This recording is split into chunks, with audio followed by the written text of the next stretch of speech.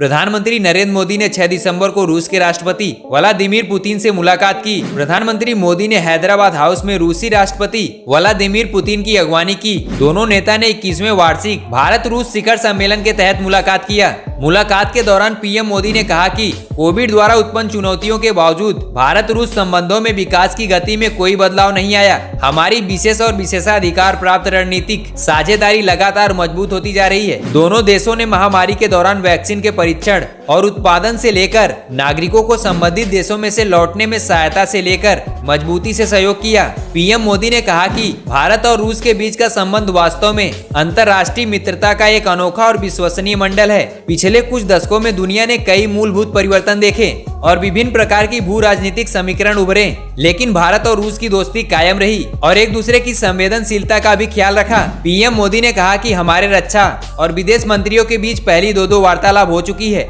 यह हमारे व्यवहार सहयोग को बेहतर बनाने के लिए एक नए तंत्र को शुरू करता है। हम अफगानिस्तान और अन्य क्षेत्रीय मुद्दों पर भी लगातार संपर्क में हैं। साथ ही पीएम मोदी ने कहा कि हम आर्थिक मामलों में अपनी साझेदारी को मजबूत करने के लिए दीर्घकालिक दृष्टिकोण अपना रहे हैं। हमने 2025 तक $30 अरब के व्यापार और $50 अरब के निवेश का लक्ष्य रखा है। मेक इन इंडिया के तहत सह विकास और सह उत्पादन रक्षा क्षेत्र में हमारी साझेदारी मजबूत हो रही है। साथ ही पीएम मोदी ने कहा कि हम अंतरिक्ष और असैन्य परमाणु क्षेत्रों में भी सहयोग की ओर बढ़ रहे हैं। वहीं रूसी राष्ट्रपति पुतिन ने कहा कि हम भारत को एक महान शक्ति, एक मित्र राष्ट्र और समय की कसौटी पर खड़े उतरने वाले मित्र के रूप में देखते हैं। हमारे देशों के बीच संबंध बढ़ रहे हैं और मैं भविष्य की ओर देख रहा हूं। वर्तमान में रूसी पक्ष से आने वाले थोड़े अधिक निवेश के साथ आपसी निवेश लगभग 38 बिलियन है। हम सैन्य और तकनीकी क्षेत्र में बहुत सहयोग करते हैं। साथ ही रूसी राष्ट्रपति ने कहा कि हम एक साथ उच्च तकनीक को विकसित करते हैं और साथ ही भारत में उत्पादन करते हैं। स्वाभाविक रूप से हम हर उस चीज के बारे में चिंतित हैं जिसका आतंकवाद से लेना देना है।